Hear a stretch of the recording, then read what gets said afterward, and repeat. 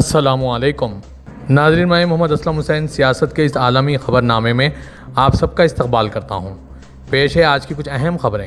مغربی ایشیا میں 46 روز سے جاری امریکہ ایران جنگ اب ختم ہونے کے دہانے پر ہے۔ امریکی صدر ڈونلڈ ٹرمپ نے ایک حالیہ انٹرویو میں ایک اہم اعلان کیا۔ امریکی میڈیا کے مطابق دونوں مخالفوں کے درمیان ایک عظیم ایٹمی معاہدہ طے پا گیا۔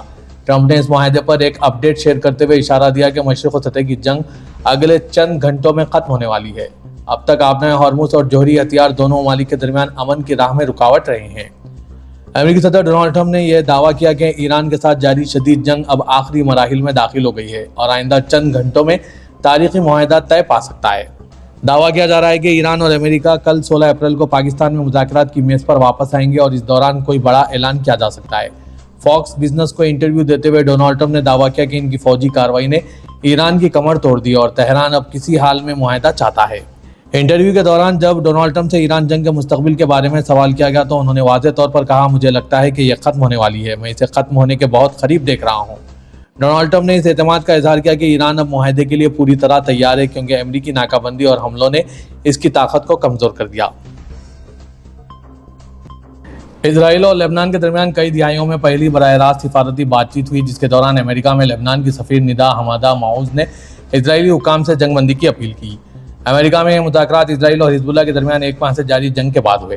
فرانسیسی نیوز ایجنسی AFP کے مطابق امریکہ اسرائیل اور حزب اللہ کے درمیان جنگ کو روکنے کے لیے دباؤ ڈال رہا ہے کیونکہ اسے خدشہ ہے کہ یہ واشنگٹن اور ایران کے درمیان 2 ہفتوں کی جنگ بندی کو متاثر کر سکتا ہے، خاص طور پر جب پاکستان میں تہران کے ساتھ مذاکرات ناکام رہے۔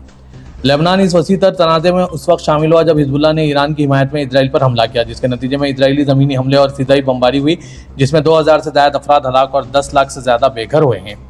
دوسری جانب ملاقات سے قبل حزب اللہ کے رہنما نعیم قاسم نے مذاکرات کو ختم کرنے کا مطالبہ کیا اور لڑائی جاری رکھنے کا عزم ظاہر کیا۔ آج اس ملاقات کو امریکی وزیر خارجہ مارکو روبیو نے تاریخی موقع قرار دیا۔ امریکی محکمہ خارجہ کے ترجمان نے کہا کہ اسرائیل اور لبنان نے مذاکرات کے بعد مستقبل میں براہ راست مذاکرات پر اتفاق کیا ہے۔ فلسطین کی وزیر خارجہ وارسن آغا بیکان شاہین نے کہا ہے کہ اسرائیلی قبضے اور غیر قانونی بستیوں کے حوالے سے عالمی رویوں، خاص طور پر یورپ کے رویوں میں ایک نمایاں تبدیلی آئی ہے، لیکن اب اس ہمدردی کو عملی اقدامات میں بدلنا ضروری ہے۔ انادولو ایجنسی کے لیے انٹرویو میں شاہین نے کہا کہ اسرائیل کی تنہائی میں اور فلسطینیوں کے ساتھ ہمدردی میں بین الاقوامی سطح پر اضافہ ہو رہا ہے، لیکن اب محض بیانات کافی نہیں ہیں۔ اس وقت جس چیز کی ضرورت ہے وہ مزید بیانات نہیں، عملی فیصلے ہیں۔ شاہین نے کہا ہے کہ اسپین اور جرمنی جیسے ممالک نے اسرائیلی قبضے، غیر قانونی بستیوں اور آباد کاروں کے تشدد پر تنقید میں زیادہ واضح موقف اختیار کرنا شروع کر دیا ہے۔ ہالینڈ جیسے دیگر ممالک بھی اسی سمت میں بڑھ رہے ہیں۔ یہ تبدیلی معنی خیز لیکن ابھی بھی مطلوبہ سطح سے کم ہے۔ اس رجحان کو تیزی سے ٹھوس زمینی اقدامات میں تبدیل کرنے کی ضرورت ہے۔ انہوں نے کہا کہ اسرائیل اپنی پالیسیاں اس لیے جاری رکھے ہوئے ہیں کیونکہ اسے اپنے کیے کا کوئی خامیازہ نہیں بھگتنا پڑ رہا ہے۔ انہوں نے عالمی برادری پر زور دیا کہ وہ پابندیوں اور قانونی کارروائیوں سمیت احتساب کی جانب قدم بڑھائے۔ ویتنام کے صدر تھولام نے اپنے پہلے غیر ملکی دورے کو اپنی طاقتور پڑوسی کے ساتھ تعلقات کو مستحکم کرنے کے لیے استعمال کیا ہے۔ عہدہ صدارت سنبھالنے کے بعد تھولام کا یہ پہلا غیر ملکی دورہ ہے جسے انہوں نے اپنے طاقتور پڑوسی کے ساتھ تعلقات کو مستحکم کرنے کے لیے استعمال کیا ہے، خاص طور پر ایک ایسے وقت میں جب ہانوئی انتظامیہ چین اور امریکہ کے درمیان انتہائی محتاط توازن کی پالیسی پر عمل پیرا ہے۔ یہ دورہ انتہائی اہمیت اختیار کر گیا ہے۔ چین سرکاری میڈیا کے مطابق دونوں رہنماؤں کے درمیان ملاقات گرینیڈ عوامی ہال میں طے پائی۔ ملاقات میں تعاون کے متعدد معاہدوں پر دستخط کیے گئے ہیں، تاہم ان معاہدوں کی تفصیلات کا بھی اعلان نہیں کیا گیا۔ صدر تھولام بیجنگ کے ساتھ تعلقات کو بارہا اسٹریٹجک ترجیح قرار دے چکے ہیں اور حالیہ دورے میں انہوں نے رسد، زنجیر، انفراسٹرکچر اور معاشی منصوبہ بندی کے شعبوں میں گہرے تعاون کی اپیل کی۔ ایرانی فوج نے آج چہارشنبے کے روز خبردار کیا ہے کہ اگر امریکہ کی جانب سے بحری ناکہ بندی جاری رہی تو وہ خلیج، بحر عمان اور بحر احمر کے ذریعے ہونے والی تجارت کو روک دے گی۔ ایرانی سرکاری ٹیلی ویژن پر نشر ہوئے ایک بیان میں ایران کے ملٹری سینٹرل کمانڈ سینٹر کے سربراہ نے کہا کہ اگر امریکہ نے اپنی ناکہ بندی جاری رکھی اور ایران کے تجارتی جہازوں اور تیل بردار ٹینکروں کے لیے عدم تحفظ پیدا کیا تو جنگ بندی کی خلاف ورزی کا پیش خیمہ ثابت ہوگا۔ اسلامی جمہوریہ کی طاقتور مسلح افواج خلیج عرب، بحر عمان اور بحر احمر میں کسی بھی قسم کی درآمدات یا برآمدات جاری رکھنے کی اجازت نہیں دے گی۔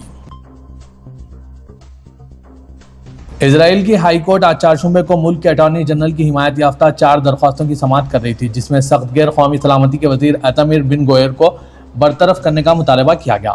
یہ کیس اسرائیل کی تاریخ کی سب سے دائیں بازو کی حکومتوں میں سے ایک اور عدلیہ کے درمیان کشیدگی کی تازہ ترین مثال ہے اور اسے کئی دیگر وزراء نے شدید تنقید کا نشانہ بنایا۔ درخواستیں بین گوئر کو اس بنیاد پر ہٹانے کا مطالبہ کرتی ہے کہ انہوں نے پولیس کی آزادی کو کمزور کیا۔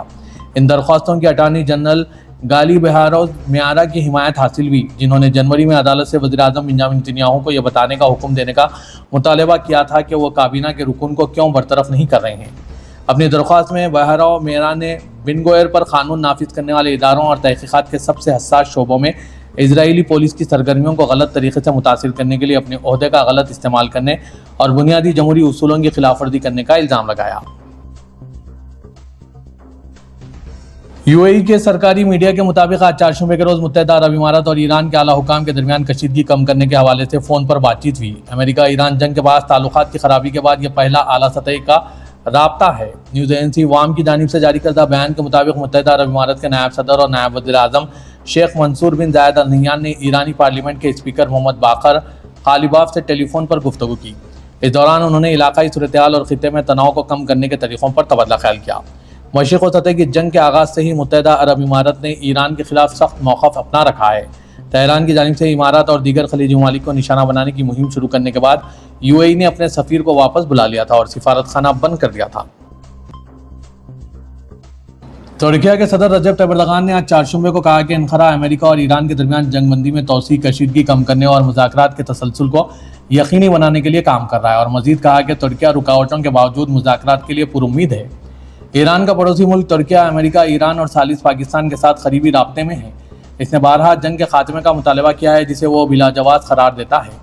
پارلیمنٹ میں قانون سازوں سے خطاب کرتے ہوئے اردوغان نے کہا کہ لبنان میں اسرائیل کے حملے امن کی امیدوں کو نقصان پہنچا رہے ہیں اور مزید کہا کہ جنگ بندی سے پیدا ہونے والے موقع سے فائدہ اٹھانا چاہیے۔ انہوں نے کہا کہ فریقین کے بیانات سے ظاہر ہوتا ہے کہ اگرچہ مذاکرات کی میز گرائی نہیں گئی لیکن وہ جوہری مسئلے پر ایک رکاوٹ پر پہنچ گئے ہیں۔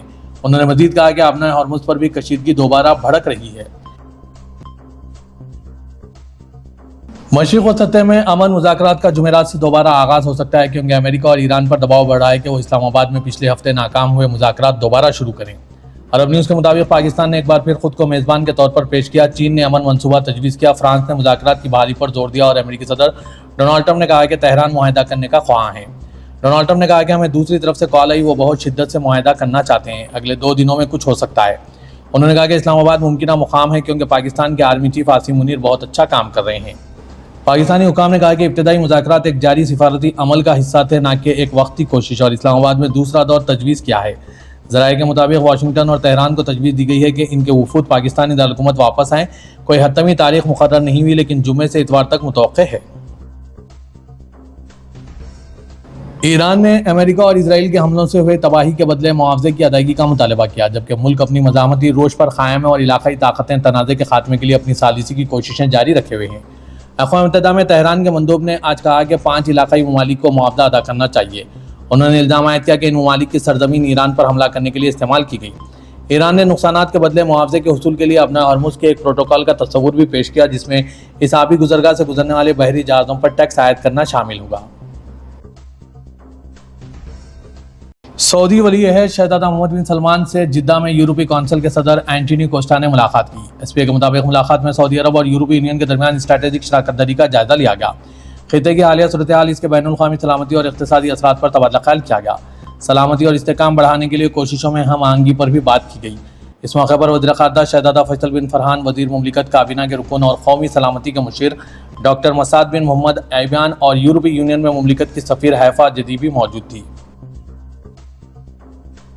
سعودی عرب کے وزیر خارجہ فیصل بن فرحان نے امریکہ کے حوالے سے ایک بڑا بیان دیا۔ انہوں نے کہا کہ امریکہ پر انحصار کا دور ختم ہو چکا ہے۔ ڈونلڈ ٹرمپ کو نشانہ بناتے ہوئے انہوں نے کہا کہ جب وہ اپنے ملک کی حفاظت نہیں کر پا رہے ہیں تو سعودی عرب کی حفاظت خاک کریں گے۔ ان کے اس بیان کو بدلتی ہوئی علاقائی سیاسی حرکیات اور امریکہ پر انحصار میں کمی کی علامت کے طور پر دیکھا جا رہا ہے۔ جنگ کے اس دور میں سعودی عرب کا بیان اس لیے اہمیت کا حامل ہے کہ اسے ایران کی جنگ میں ملوث ہونے کی وجہ سے بہت نقصان اٹھانا پڑا۔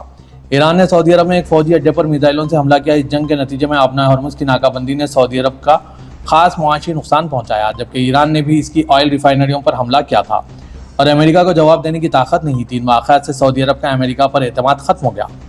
امریکی اخبار وال اسٹریٹ جرنل کے مطابق سعودی عرب امریکہ پر دباؤ ڈال رہا ہے کہ وہ اپنے ہرمز کی بحری ناکہ بندی فوری طور پر اٹھائے اور مذاکرات کی میز پر واپس آ جائے۔ سعودی عرب اور دیگر خلیجی ممالک کو خدشہ ہے کہ اگر امریکہ نے ناکہ بندی جاری رکھی تو ایران ان کے متبادل راستے بند کر کے جوابی کارروائی کر سکتا ہے۔ ایسی صورتحال ان کی معیشت کے لیے ایک بڑا دھکا ہوگا۔ اس وقت سعودی تیل بحیرہ احمر کے باب المندب سے گزرتا ہے۔ اگر بدامنی بڑھی تو یہ راستہ بھی بند ہو سکتا ہے اور سعودی عرب اس کی سختی سے مذمت کرتا ہے۔ سعودی وزارت داخلہ نے حج پرمٹ کی خلاف ورزی کے حوالے سے بھاری جرمانے اور سخت سزاؤں کا اعلان کیا۔ پرمٹ کا مقصد بیرون ملک سے آنے والے عازمین حج کو ہر ممکن سہولت فراہم کرنا اور ان کی سیکیورٹی کو یقینی بنانا ہے۔ سعودی خبررساں ANC کے مطابق وزارت داخلہ کا کہنا ہے کہ بیرون مملکت سے آنے والوں کے لیے حج ویزا جبکہ داخلی عازمین کے لیے حج پرمٹ لازمی ہے۔ حج پرمٹ کی خلاف ورزی پر 20,000 ریال جرمانہ مقرر ہے۔ پرمٹ کے بغیر ممنوعہ مدت میں مکہ مکرمہ داخل ہونے کی کوشش کرنے والے یا وزٹ ویزے پر مملکت میں مقیم کسی بھی غیر ملکی کو مکہ لے جانے یا ایسے افراد کو مکہ مکرمہ میں رہائش یا ٹرانسپورٹ سہولت فراہم کرنا بھی سنگین خلاف ورزی میں شمار کیا جائے گا۔ وزارت داخلہ نے کہا کہ 1 لاکھ ریال کا جرمانہ جن کے خلاف ورزیوں کے لیے مقرر کیا گیا ہے ان میں ایسے افراد شامل ہیں جو غیر ملکی کے لیے کسی بھی نوعیت کا وزٹ ویزا جاری کرائیں اور ویزا ہولڈر کو ممنوعہ مدت یعنی 1 ذی القعدہ 18 اپریل 2026 میں مکہ مکرمہ یا مشاعر مقدسہ لے جانے کی کوشش کریں۔ ایسے افراد جو 1 ذی القعدہ کے بعد وزٹ ویزا ہولڈر کو مکہ مکرمہ یا مشاعر مقدسہ میں لے جانے کے لیے ٹرانسپورٹیشن یا انہیں قیام کی سہولت مہیا کریں گے۔ پاکستان کے وزیراعظم شہباز شریف امریکہ ایران مذاکرات کے دوسرے دور سے قبل سعودی عرب، قطر اور ترکیہ کا 4 روزہ سفارتی دورہ کریں گے۔ پاکستانی وزارت خارجہ نے آج 4 کو جاری کردہ بیان میں کہا کہ وزیراعظم محمد شہباز شریف آج سے 18 اپریل تک تاریخوں میں سعودی عرب، قطر اور جمہوریہ ترکیہ کے سرکاری دورے پر ہیں۔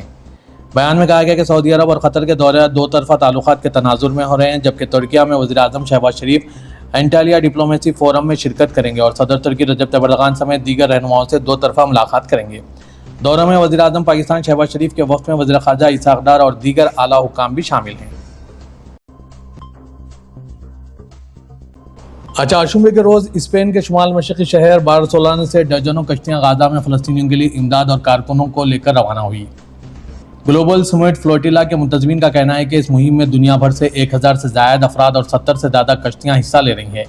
مہم جوؤں کے مطابق فلسطینی علاقے میں اسرائیلی اقدامات کے خلاف یہ اپنی نوعیت کی سب سے بڑی سیویلین یعنی عوامی متحرک مہم ہے۔ فلوٹیلا کے ایک رہنما تھیاگو ایویلا نے بارسلونا میں ایک علامتی الوداعی تقریب کے دوران پریس کانفرنس کرتے ہوئے بتایا کہ تقریباً 40 کشتیاں بارسلونا سے روانہ ہو رہی ہے جبکہ باقی کشتیاں بحر روم کے دیگر ساحلوں سے اس بیڑے میں شامل ہوں گی جب یہ مشرق کی جانب بڑھے گا۔ خراب موسم کی وجہ سے منتظمین کو روانگی میں تاخیر کرنی پڑی جو کہ اصل میں 12 اپریل کے لیے طے تھی۔